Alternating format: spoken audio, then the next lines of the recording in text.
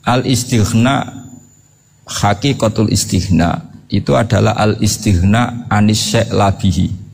Jadi pemenuhan kebutuhan yang sebenarnya adalah kita berusaha menghindari sebanyak mungkin kebutuhan yang sekunder, yang enggak penting.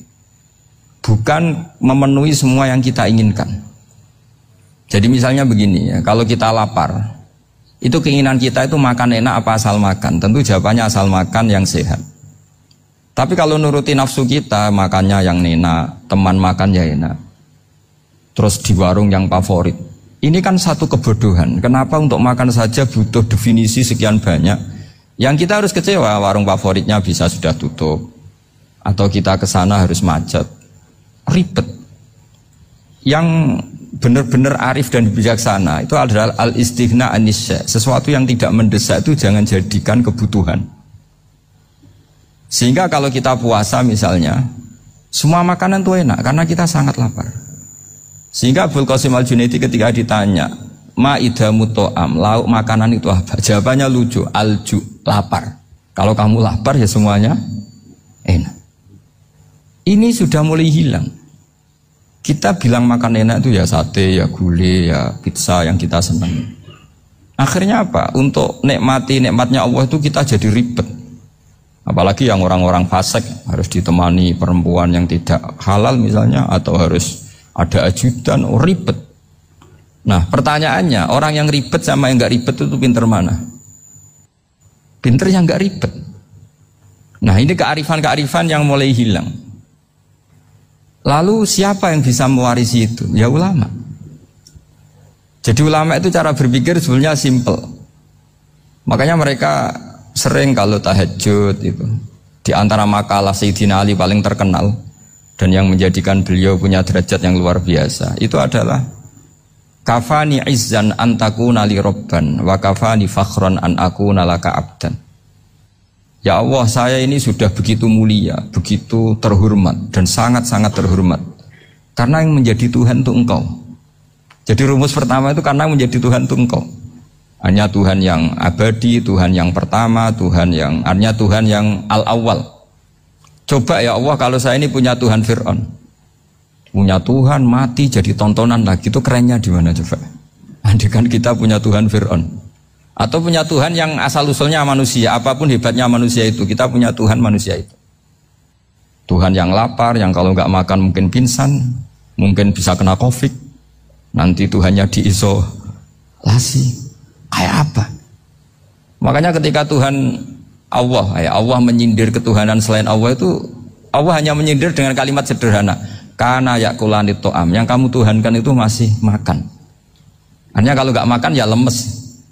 Jadi lama-lama ada orang gini, alhamdulillah tadi Tuhan mampir ke saya, kelihatannya lapar, setelah tak kasih makan sehat lagi.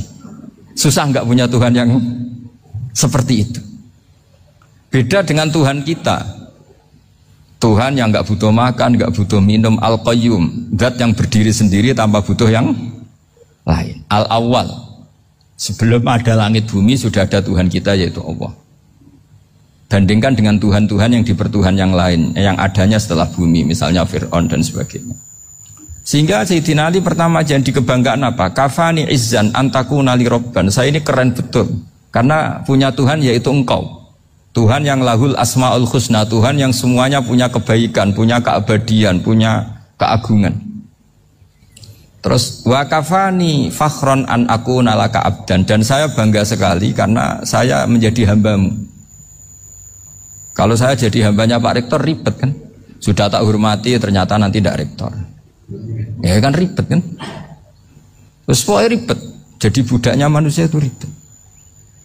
Makanya ada seorang wali datang ke temannya yang jadi presiden atau jadi raja. Datang ke situ karena tidak punya uang, mau minta uang karena temannya raja.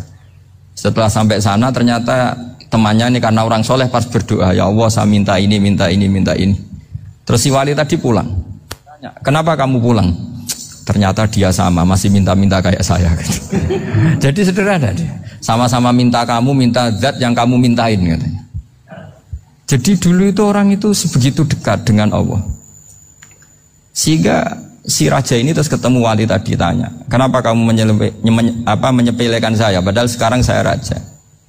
Terus ditanya sama wali tadi, karena temannya, Kalau kamu di padang pasir tidak bisa minum dan harus minum 1 gelas, dengan ongkos kamu harus mengasihkan semua kerajaan kamu demi minuman itu. Pilih mana, minuman apa tetap jadi raja? Ya saya milih bisa minum. Saya tidak raja tetap hidup, tapi kalau nggak minum mati. Bagaimana Anda bangga dengan satu kerajaan sing la yusawi kak samain, yang tidak sama dengan segelas air. Jadi artinya terus mereka melihat jadi raja itu ya biasa, jadi presiden biasa, jadi rektor biasa. Karena mereka biasa berlogika, hakikatul izzah itu ya at-taqarrub ila Allah, yang benar-benar terhormat itu ya dekat dengan Allah. Begitu seterusnya mereka bikin paradok-paradok yang aneh, tapi itu menjadi pelajaran. Bapak saya Ki Nur Salim itu senang baca anekdot Nasiruddin Koja. Itu kalau bikin orang-orang aneh, itu dia datang ke satu pesta pakai baju lusuh, pakai sarung lusuh atau celana lusuh, sama Sohibul Bait yang punya acara dibiarin. Setelah dibiarin dia pulang pakai jas, pakai dasi, pokoknya keren, dihormatin, pakai alpat, pokoknya dihormatin, silakan. Pas dia disuruh minum, minumannya itu disokkan saja ke sakunya. Jas, kamu harus minum yang banyak karena kamu yang dihormati, bukan saya. Terus makanannya semuanya diletakkan di saku, ada nggak apa? Ayo kamu makan yang banyak. Alpatnya juga gitu, dikasih sate apa? Ayo kamu makan yang banyak. Mereka tidak melihat saya, melihat kamu. Akhirnya orang satu pesta itu istighfar semua, berarti kita ini salah. Terus dia pidato, kenapa kamu uang gitu? Tadi saya datang, orangnya sama. Gara-gara beda pakaian, penghormatannya beda. Berarti yang berhak dapat makanan ini jasa ya, bukan saya. Betapa naifnya kita sebagai orang. Ternyata kita masih hormat sesuatu yang seperti itu, yang atribut lah. Jadi orang-orang sufi itu orang yang bisa menertawakan dunia. Akhirnya ya, pertama dia dianggap orang gila, masa jas dikasih makan, dikasih minum. Tapi secara fikih dia benar, haram dia makan. Karena pas dia datang dibiarin, setelah pakai jas dikasih makan. Berarti hakikat yang dapat rezeki siapa? Jasnya apa orangnya? Jasnya apa orangnya? Jasnya. Jadi itu orang-orang sufi, kearifan orang-orang dulu itu bisa ngelola hal-hal yang keseharian menjadi luar biasa. Ada seorang wali melihat istrinya makan 1 piring, anaknya makan 1 piring, ditanya, kalian kenyang? Wah, kenyang sekali. Melihat anaknya minum kopi 1 cingkir, senang. Kalian senang sekali. Wah, kalau senang dengan hal-hal yang murah bisa, ngapain harus senang dengan hal-hal yang mewah? Bodoh sekali saya. Sehingga terus mereka bisa qanaah. Qanaah itu ya hidup itu simpel, sederhana. Jadi tentu saya tidak akan ngomong yang muluk-muluk, selain itu tidak bidang saya juga apa ya. Kita ini butuh obat di kondisi Covid seperti ini, butuh kesederhanaan, butuh apa ya? Istighna tadi. Kita harus istighna billah an ghairillah. Jadi sudah cukup bahwa Allah ini segalanya. Sehingga tadi saya dengarin himnenya Unisula, yang paling saya kagum adalah dimulai dengan kalimat-kalimat thayyibah. Di antara tugas suci Nabi Ibrahim dan semua Nabi adalah wa ja'alaha kalimatam baqiyatan fi aqibi. Nabi Ibrahim itu Nabi yang diberi gelar Allah. Dia adalah Nabi yang menjadikan kalimat tauhid itu kalimat yang abadi. Fi akibih, di anak turunnya, di semua generasinya, baik anak turun karena gen maupun karena pembinaan, karena pendidikan. Ini penting sekali saya utarakan karena apa? Satu kehidupan itu sebenarnya digerakkan oleh kata-kata, oleh moto kalau orang bahasa modern. Sehingga banyak ulama mengatakan al-ibarat kutun li'ailatil mustami'in, bahwa redaksi atau moto atau pegangan hidup itu penggerak kehidupan. Sehingga sebetulnya manusia itu digerakkan oleh kalimah-kalimah itu, oleh moto-moto itu, oleh prinsip-prinsip hidup itu. Misalnya orang Palestina itu tiap hari ke pasar gitu. Mereka ke laut gitu. Ditanya, kenapa tidak takut tembak Israel? Jawabannya lucu. Kena tembak ya mati, enggak makan ya mati. Enggak kerja ya mati. Ya sudah, sama-sama mati ya mendingan aktivitas normal. Tapi saya tidak menyarankan itu untuk melawan COVID. Ini cerita saja. Kamu jangan provokator itu. Karena ini wilayah sensitif. Jadi banyak orang yang poligami, kalau ditanya alasannya gitu, istri satu ya cerewet, dua ya cerewet, mendingan 4. Ya banyak ya gitu. Tapi ada yang kebalikan, istri satu cerewet saja hampir jantungan, apalagi 4, tinggal matinya kan gitu. Itu semua yang menggerakkan itu kalimat. Kalimat itu satu pegangan. Banyak orang loh yang nggak ingin jadi rektor tuh banyak loh Pak Bejo. Jangan kira semua dosen ingin jadi rektor.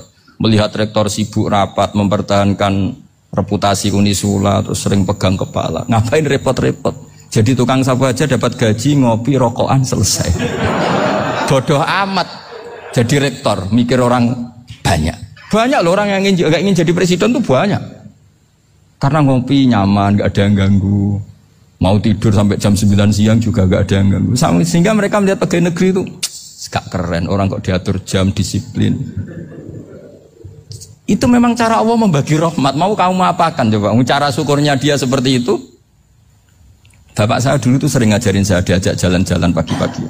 Melihat orang ngopi, makan uduk itu bapak seneng. Kok enak jadi wong awam. Ngene esuk-esuk nyemak bocah kesel kabeh kono enak ngopi rokokan. Bapak kadang iri sama orang awam itu iri. Sudah gitu berharap masuk surga kan enak sudah gitu.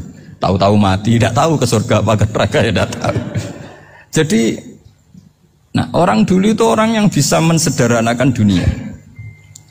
Sehingga ya sudah cara bahagia. Makanya saya alhamdulillah saya ini kerjasama sama UII sama beberapa kampus. Memang amdan itu sengaja. Kampus itu ya punya sistem yang nggak bisa mewakili sistem kiai. Kiai juga punya sistem yang nggak terwakili oleh kampus, juga sebaliknya saling melengkapi. Saya sering ketemu rektor UII, rektor kampus-kampus Islam. Mereka cerita, Gus pendidikan pondok harusnya dimodernkan gini-gini. Saya bilang, kalau pondok modern kayak kampus itu nanti saya ketemu Allah tidak bisa jawab. Kenapa Gus? Saya beri contoh gini. Kalau misalnya perempuan perawan lah atau apa saja, namanya perempuan, mau tanya tentang menstruasi atau haid. Kalau semuanya sistem kampus, dia harus kuliah dulu. Registrasi dulu, kuliah dulu, bayar dulu. Dan dapat jawabannya nunggu mata kuliah pas itu. Bandingkan kalau sistem pondok, saya tuh sering ke pasar sama anak saya dicegat sama ibu-ibu. Gus, anak saya ngalami gini-gini, keluar darah terus menerus, gak 6 hari tapi 1 bulan penuh. Itu hukumnya apa Gus ya? Nanti saya mau sowan ke jenengan. Nggak usah sowan di sini aja. Ya sudah. Sebelum mengeluarkan darah yang rutin seperti itu biasanya haidnya berapa hari? 6 hari ya sudah ikut yang 6 hari, yang lainnya istighatsah. Ngoten tok Gus ya udah ya. Begitu terus di masalah udhiyah. Ya coba kalau semuanya pakai sistem kampus, daftar dulu, bayar dulu. Jadi ini nggak ada jawabannya, nunggu mata kuliah itu baru dapat jawaban. Itu biasa nggak sholat bertahun-tahun karena belum ada jawaban tentang itu. Nah itu kalau misalnya orang mati, tahunya cara apa memulasara jenazah itu nunggu kuliah dulu, pas mata pelajaran itu dulu, baru menangani orang mati. Berarti orang mati itu tergeledak semua. Tapi kalau kiai kan enggak. Kesini orang mati terbakar, kalau dimandiin malah badannya copot-copot, itu gimana hukumnya? Ini ada orang mati Gus Kendat, ini disolati apa enggak? Ada orang mati apa itu oplosan ya, itu disolati enggak? So sering ditanya gitu. Gak usah registrasi Pak Rektor, gak usah registrasi, gak usah daftar, gak usah seminar. Makanya kalau orang kampus wani kiai itu ya kualat tenan itu, karena ini yang on time. Tapi pondok seperti saya ya ikrar seikrar-ikrarnya. Pentingnya kampus karena melatih efisiensi waktu, disiplin, tata kelola manajemen sehingga kita ya hormat. Tapi tadi kita harus saling melengkapi sehingga saya tunjukkan ke publik bahwa saya hormat sekali sama polisi, sama tentara. Coba kita bisa apa ngadepi bandar narkoba kalau enggak polisi? Bisa apa coba menjaga NKRI kalau enggak tentara? Begitu juga ya sudahlah kita memang fa inna yadallahi ma'al jamaah, kita berkah itu kalau bersama-sama, tidak bisa kita sendiri. Nah lalu orang kayak saya itu ya beberapa kali sebetulnya saya itu ditawanin jadi doktor honoris causa apa. Kekhawatiran saya satu Pak Bejo, takut pas gak punya uang. Itu dokter gak ada duit kan gak pantas gitu. Jadi repot gitu, daripada beban lah sudah lah, gak usah dokter. Jadi kalau gak punya uang ya pantas, terus kalau ngebis ya pantas. Suatu saat kalau mati gak ada yang hadir ya pantas, gak dokter gitu. Kalau sudah doktor kok masuk neraka, kayaknya apalagi rektor kampus Islam kok masuk neraka itu kan kok kayak agak pas itu. Misalnya rektor Unisiola ditanya mungkar nakir, nggak bisa kan kayak gimana gitu. Makanya harus sering ngaji saya supaya nggak malu di depan mungkar nakir. Masa rektor ditanya mungkar nakir nggak bisa.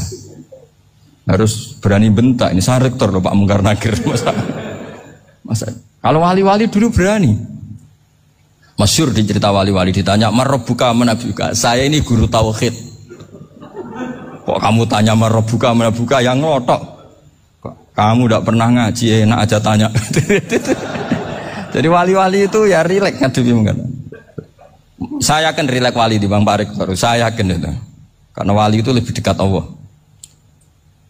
Sehingga orang dulu itu saya ulang lagi ya. Ada satu kearifan namanya hidup itu apa?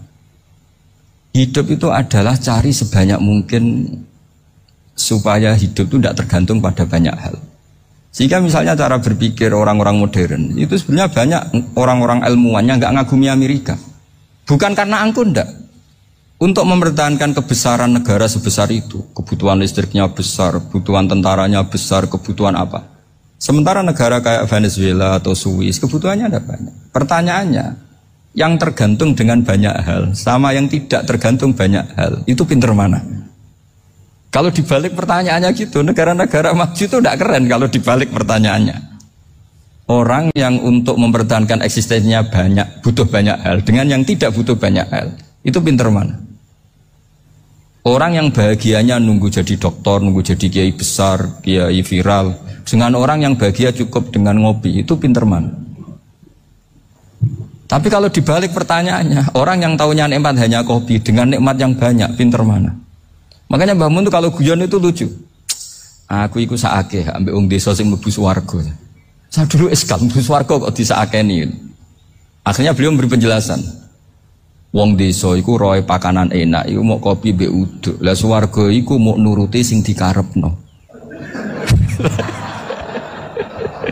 Akhirnya wis mau mangan, wis ngopi, nguduk, ngopi ora roh pakanan liyane iku ora roh. Nasi mandi yo ora roh, pizza yo ora roh apa-apa. Terus saya bilang, wah lah niku nak nganti selera tentang wanita cantik. Iku juga sederhana. Rodok pesek ya wis cantik, rodok ireng ya wis. Apa bidadarinya seperti itu karena saking enggak pengalamannya. Jadi surga itu kan nuruti apa yang diinginkan. Kira-kira keinginan orang kampung kalau di surga itu apa coba? Makanan apa coba? Ya nak senengnya ketemel gemblong gitu. Artinya malaikat lebih suka nangani surganya orang-orang kampung di Bang Pak Rektor. Ini sudah ribet ini. Makanan apa saja sudah harus dicoba. Ya. Terus kalau di mall tahu orang macam-macam, seleranya macam-macam pasti. Enak mana kalau sampai jadi malaikat pelayan surga? Suka ngelayani orang kampung apa yang orang kota? Orang kampung kan. Jadi ya itu guyon ya, guyon tapi itu menjadi pikiran kita bahwa orang yang banyak kebutuhan itu sebetulnya banyak kebodohannya karena menggantungkan kebahagiaannya dengan banyak hal. Makanya Imam Syafi'i ngendikan istighna itu apa? Al istighna anisya'i. Yang dikatakan kecukupan adalah berusaha sebanyak mungkin banyak hal tidak kamu butuhkan. Bukan memenuhi semua kebutuhan kamu karena nafsu kamu ini tidak ada batasnya gitu. Kalau kamu penuhin nggak akan selesai. Itu ada perempuan yang kurang cantik itu minta doa saya, Gus doain suami saya kaya, terus tak guyonin, terus gak minta. Kalau suami kamu kaya, yang pertama dirubah itu apa? Rumah supaya rumah saya bagus. Kedua apa? Mobil supaya mobil saya bagus. Nanti yang dievaluasi itu kamu. Mobil bagus, Alphard, rumah mewah, istrinya kamu pasti itu dievaluasi. Langsung enggak usah sudah gini aja kan. Jadi pertama yang dievaluasi itu kaya itu coba kalau suami kaya itu yang dievaluasi pertama rumah ya, rumah ganti. Setelah itu apa? Mobil. Kira-kira berikutnya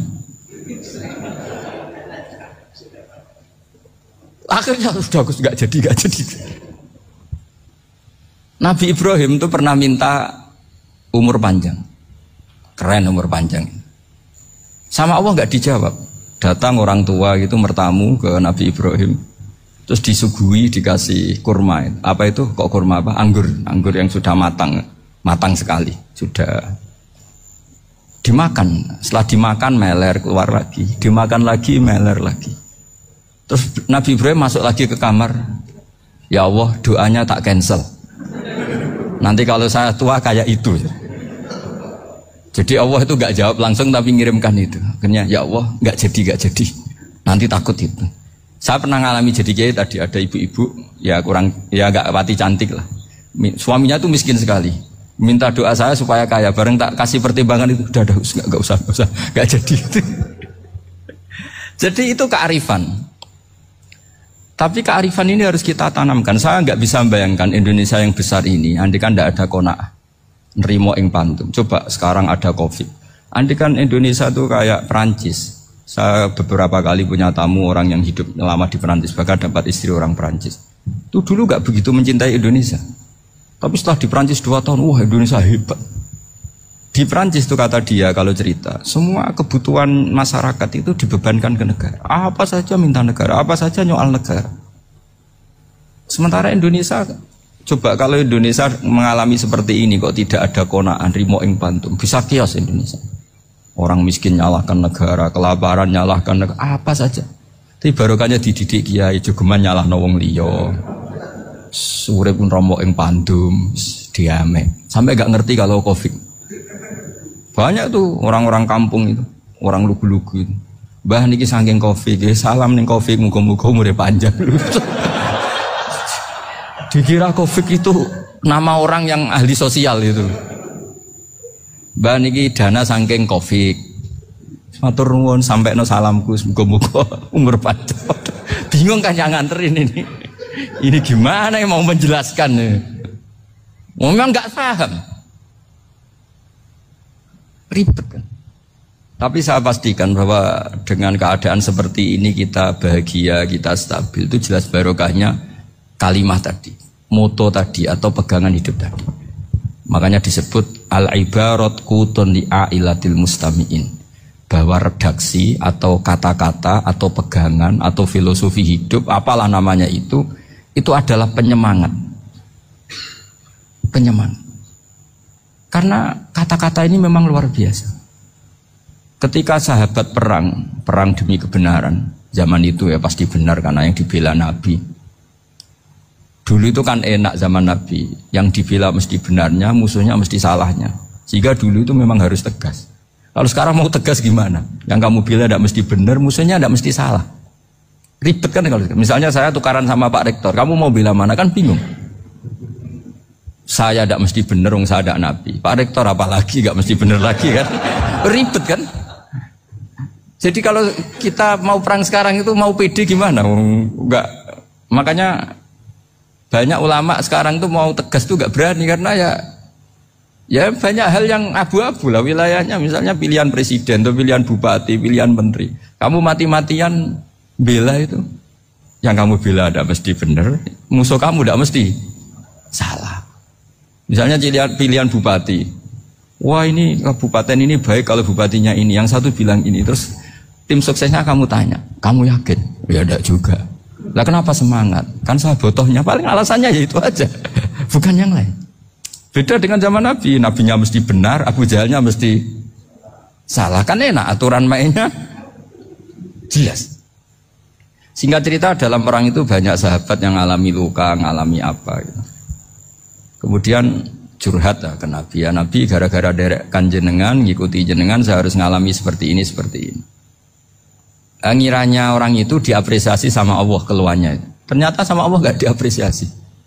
Malah diturunkan ayat intakunu ta'lamuna fa innahum ya'lamuna kama ta'lamun wa tarjuna minallah ma'ala yarjun. Kalau kamu sakit karena perang, orang-orang kafir itu ya sakit. Itu saja berani padahal demi kekafiran. Wa tarjuna minallah ma'ala yarjun. Padahal kamu punya nilai lebih yaitu berharap kepada Allah yang mereka tidak punya. Saya jadi kiai itu ya kadang mangkel. Karena yang benci ya benci, yang seneng itu ngel-ngel loh kayak Pak Bejo. Jadi semuanya ribet. Nah iya, yang benci ya ganggu, yang seneng ya ganggu, tambah nemen. Seribet. Tapi kalau sudah ingat bandar narkoba. Mereka berhadapan dengan polisi, kadang ditembak karena kesalahannya terlalu fatal. Antar persaingan mereka juga bisa tembak-tembakan karena merebut pasar narkoba. Itu saja mereka berani. Kok kita yang jadi kiai kadang dicium tangannya, dihormati gak berani, hanya takut musibah-musibah kecil atau problem-problem kecil. Nah iya, kalau kita bandingannya gitu. Kalau kamu mau tahajud kedinginan, itu masih nanti dihisab Allah itu gitu. Maling ayam itu keluar malam-malam, hanya dapat ayam. Itu gak takut dingin. Ya gak takut digebuki masa. Kamu mau tahajud saja takut dingin. Makanya nanti hisabnya orang soleh itu nanti dijajarkan orang dolim. Terus diperbandingkan. Wah itu habis kamu kalau itu. Jadi misalnya Unisula mau rapat, tapi ini malam, kalau malam dingin nanti saya masuk angin. Anak-anak pang di perapatan aja berani kamu. Kalau sudah perbandingannya gitu tuh ribet kita nanti. Makanya itu kalimat itu moto atau filosofi hidup. Sehingga diulang lagi nasihat itu. Iyam saskum korhun fakodu masal koma korhum mislu. Kalau kamu kena luka, orang-orang yang nggak benar juga akan kena luka. Itu aja berani demi ketidakbenaran. Masa kamu demi kebenaran nggak berani? Akhirnya orang itu, ya itu kalimat, itu heroik. Makanya kita ini penting ya, makanya tadi himne Unisula dimulai kalimat thayyibah. Karena kalimat ini yang menjaga kita kalimat ini. Misalnya tentang Tuhan. Kenapa orang Islam imannya kokoh seperti ini, termasuk yang sudah hidup di Amerika, di Australia, di mana-mana. Itu ya barokahnya ajaran atau barokahnya kalimah. Saya sebut kalimah saja pakai bahasa santri. Karena la ilaha illallah itu dalam tradisi santri disebut kalimatu haqqin alaiha nahya wa alaiha namut wa alaiha nub'ats. Ada yang riwayat wa biha nub'ats insyaallah taala minal aminin. Kenapa mereka di mana-mana meskipun sekolah di Amerika, di Australia, bahkan di Uni Soviet tetap mukmin? Itu barokahnya ajaran yang benar. Allah itu siapa? Tuhan. Tuhan itu sifat dasarnya apa? Awal. Dia harus wujud awal sebelum makhluk yang lain. Sehingga ketika ada negara yang maju, yang tertib, manajemennya tertib, masyarakatnya makmur, tapi punya Tuhan yang tidak seperti itu, tidak awal, itu sudah gak nyaman. Karena ndaklah keren Tuhan saya, karena Tuhan saya itu al-awwal, zat yang pertama. Tuhan saya keren lah, zat yang gak mati. Tuhan yang gak mati, yang gak pernah mengalami kematian. Sehingga tontonan atau yang dilihat kenikmatan-kenikmatan yang lain ini tidak mengubah dia pendirian tentang Tuhan. Karena mantapnya satu kalimat tadi bahwa Tuhan itu ya harus satu, harus awal, harus tidak mati, tidak rusak, tidak mengalami apa-apa yang membahayakan. Sehingga ketika ditawarin Tuhan yang lain meskipun menjanjikan secara finansial atau kemakmuran, mereka gak tertarik. Itu coba, itu barokahnya makmur apa barokahnya ajaran? Barokahnya ajaran. Sering negara Islam itu kalah makmur dengan mereka, tapi barokahnya ajaran ini tetap apa? Tetap Islam. Makanya Nabi Ibrahim, Nabi yang sukses bikin waja'alaha kalimatam baqiyatan fi aqibi. Sehingga kita ini bekti sama orang tua misalnya, itu ya karena ajaran. Suwargamu itu karek wong tuamu. Nak wong tuamu ridho, Allah ridho. Nak ora ridho, Allah ora ridho. Ridho wa fi ridhol walidain wa sakhatu wa sukhtu wa fi sakhatil. Sehingga ketika ada orang tua yang agak brengsek gitu, anak-anak tetap hormat. Punya orang tua yang miskin, yang sudah miskin, tukang tombok nomor, banyak kan di kampung gitu. Ya tetap hormat. Coba kalau dari awal kita ngajari orang tua kamu hormati ya, kalau baik, kalau tidak usah. Bisa geger Indonesia. Tapi barokahnya ajaran-ajaran itu Indonesia tertib karena ada ajaran. Nah ini di sini pesantren dan Unisula semua harus berkontribusi membuat ajaran yang benar itu adalah ciri utama Islam. Sehingga Islam ini dimulai dengan ajaran kalimatu haqqin alaiha nahya wa alaiha namut. Sehingga kita tenang seperti ini. Saya ini termasuk kiai yang tenang. Meskipun kata orang banyak saya ini kiai besar, tapi termasuk kiai yang paling tenang. Termasuk yang paling tenang. Karena saya ini pakai mazhab orang-orang hebat. Saya berkali-kali cerita, orang kayak Imam Syafi'i itu orang yang luar biasa. Saya berkali-kali cerita, orang yang tadi nyium tangan kamu ya Imam Syafi'i, di belakang tuh ngerasani kamu, menghujat kamu. Jawabannya enak saja. Berarti saya alhamdulillah orang yang wibawa. Buktinya di depan saya nggak berani. Jadi enteng saja. Diceritain sebagian kampung, sebagian separuh dari warga kamu itu nggak suka kamu. Ya bagus lah nggak suka saya, nggak akan utang duit saya. Di mana-mana orang utang tuh karena teman dekat. Kalau nggak seneng pasti minimal nggak utang, nggak pinjam mobil, nggak pinjam apa. Berkah mana yang seneng sama yang gede? Jadi dianggap enteng saja. Semua yang dialamin dianggap enteng saja. Misalnya punya istri pemarah, ya baguslah marahin suami. Kalau marahin tonggo malah ribet. Jadi kamu harus terima kasih kalau dimarahin istri.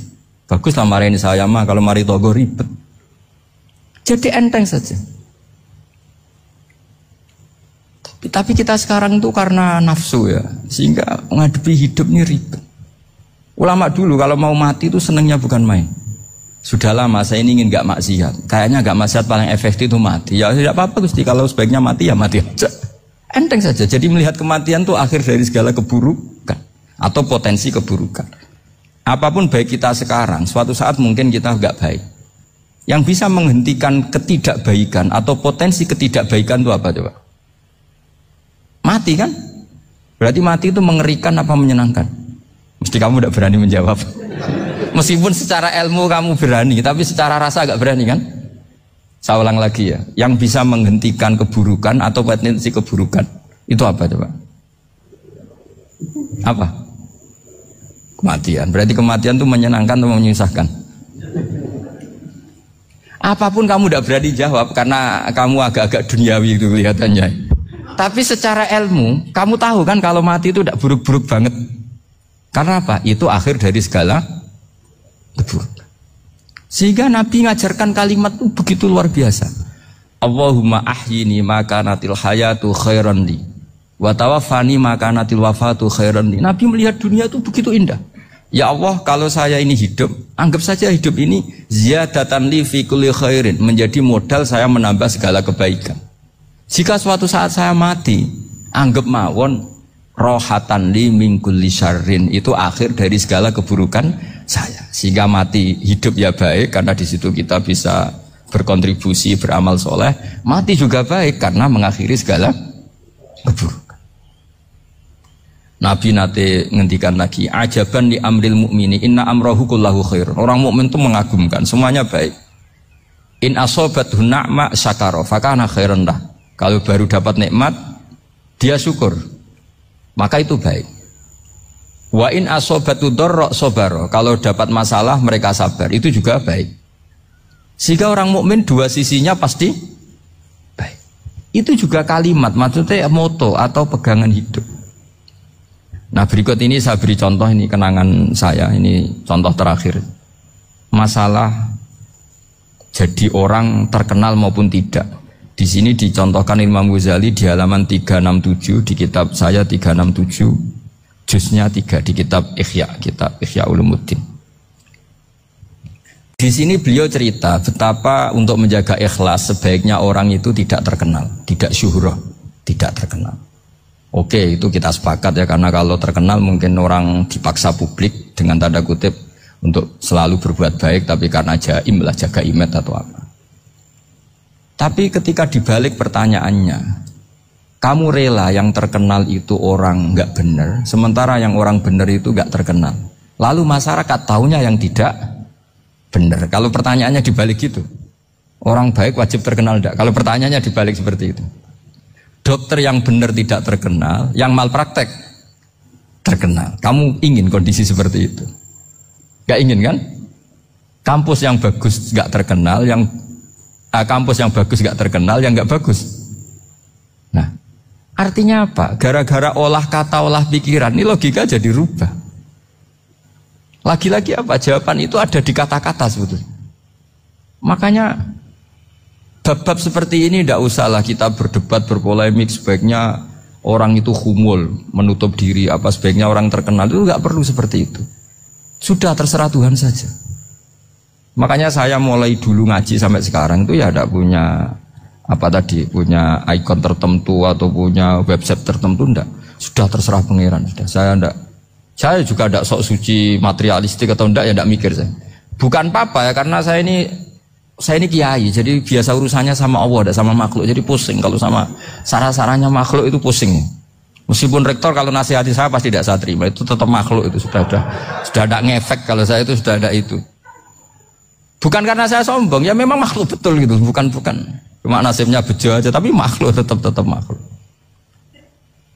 Saya beri contoh ya. Ini makalah yang ditulis Imam Ghazali. Ya. I'lam aslahakawah anna aslal jah wa intisarus sayyid atau sayyidi wal istihar bahwa mazmum itu balil mahmudu al-khumulu illa man saharahu wa ta'ala linasri dini min ghairi takallufi talabi syuhrati minhu. Jadi kalau kamu ingin ibadah kamu selamat, ya kamu jangan terkenal. Tapi resikonya adalah kalau kebaikan itu tidak terkenal, maka agak dikenali. Kalau agak dikenali berarti masyarakat hanya punya percontohan yang tidak baik. Karena yang baik tidak terkenal. Jadi itulah ulama-ulama dulu. Jadi apa-apa itu dibanding-bandingkan. Kemudian nanti kelihatan, jawabannya itu kelihatan. Jadi ulama dulu itu biasa ngarang misalnya afatun nikah, sisi negatifnya nikah. Harus ngurmat istri, harus macam-macam, kalau terlantar itu ya dosa. Seperti tadi Pak Marsudi cerita, kalau orang ngapalkan Quran itu takut lupa, kalau lupa itu jadi dosa. Pertanyaannya, kalau semua orang takut lupa, takut dosa, semua orang nggak hafal Quran karena potongan-potongan lupa. Cara berpikir tidak seperti itu. Kalau berpikir ya namanya hafalan, ya inginnya hafal, kan nggak ingin lupa. Lah nanti kalau takdirnya lupa karena hal-hal yang dimaklumi oleh syariat itu enggak yang termasuk dosa. Yang dosa itu lupa takliwiri udhrin syar'iyyin, lupa yang tidak ada sebab yang apa? Syar'i. Tapi lupa bawaan EQ-nya tidak bagus. Lupa bawaan sering dibentak. Oh itu enggak masalah karena bawaannya orang tertekan itu ya lupa. Coba kamu hafal Quran.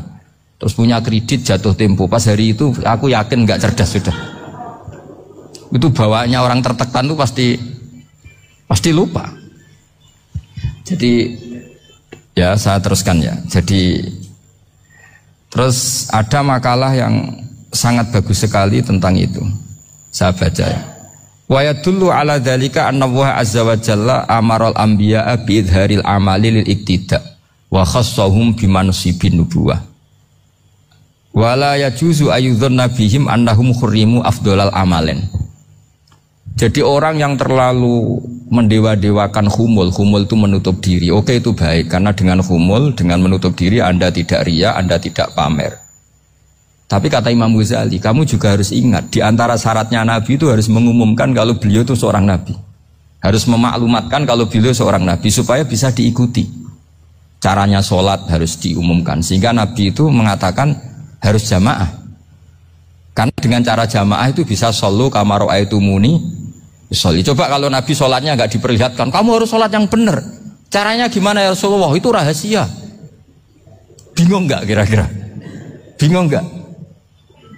Ya misalnya amal rahasia selalu lebih baik. Terus ada pertanyaan, Nabi ngendikan kamu sholat yang benar. Caranya gimana Nabi? Ya itu rahasia. Terus gimana coba? Tapi Nabi ngendikan apa? Shollu kama ra'aitumuni usolli. Ya sudah kamu sholat, niru saya sholat. Berarti Nabi sholatnya diperlihatkan apa disembunyikan? Diperlihatkan. Jadi begitu juga saya berkali-kali bilang, orang tahu kalau itu bidan ya berdasar tulisan itu bidan. Tahu kalau itu dokter gigi ya itu dokter gigi. Jangan sampai gara-gara tidak ada tulisan mau beli alat bangunan di dokter gigi. Mau periksa gigi di toko bangunan. Gara-gara apa? Nggak ada maklumat. Nah, di sini ulama-ulama selalu memaklumatkan dirinya. Termasuk Imam Ghazali ketika ngarang kitab dinamai Ihya Ulumuddin, bahwa kitab ini bisa menghidupkan ilmu-ilmu agama yang mulai hilang. Begitu seterusnya. Jadi ini ngaji ya. Jadi orang itu harus ngerti. Jadi jangan nuruti emosi sendiri atau logika sendiri. Bahwa saya suka humul, ya monggo, agama Islam menyediakan sarana itu. Uzlah itu ya punya sisi kebaikannya sendiri. Tapi syuhrah terkenal asal tidak nuruti nafsu juga punya sisi kebaikannya sendiri. Setidaknya umat ini punya satu master kebaikan yang mudah diakses. Tapi tadi saya ulang lagi, jangan karena hadun nafsi, jangan karena kepentingan pribadi. Makanya di sini disebutkan wa yadullu ala dzalika ay ala syuhrah anna wa ta'ala amarul anbiya bi idzharil amal lil iktida. Allah selalu memerintahkan para nabi kalau ngamal kebaikan ya harus dimunculkan supaya bisa ditiru. Yaitu tadi kita tidak bisa bayangkan kan kalau misalnya Nabi menyuruh kamu harus sholat yang benar, kemudian sholatnya Nabi sembunyi. Lalu ditanya, Nabi saya niru siapa? Wah itu rahasia, kamu nggak boleh lihat sholat saya saat takut tidak ikhlas. Ribet kan? Sehingga jamaah itu statusnya tetap harus. Nah bedanya harus ini ulama berpendapat harus yang apa? Fardu kifayah. Tapi fardu itu maknanya harus. Tapi bukan berarti kalau nggak jamaah sholatnya nggak sah, nggak. Tapi statusnya jamaah itu tetap apa? Harus. Nah barokahnya harus ini orang yang baru sholat, sholatnya langsung benar karena ada yang diikutin. Coba kalau mantan dukun baru sholat terus sholat sendiri, itu mesti mirip mantra ya. Karena dia tidak ada master percontohannya. Tapi barokahnya ada master, orang paling bodoh pun kalau sholat ya benar, karena standar ada komandonya, ada imamnya. Sehingga Imam Ahmad malah berpikir keras, syarat sahnya sholat itu harus jamaah. Cara pikirannya Imam Ahmad keras sekali beliau. Sehingga kalau orang sholat sendiri kok ada orang lain yang maunya berjamaah harus bayar, orang itu harus bayar demi sahnya sholat. Itu madzhabnya Imam Ahmad. Tapi kalau madzhab Syafi'i hanya mengatakan itu fardu kifayah, yang kalau satu komunitas gak mau melakukan semuanya apa? Dosa.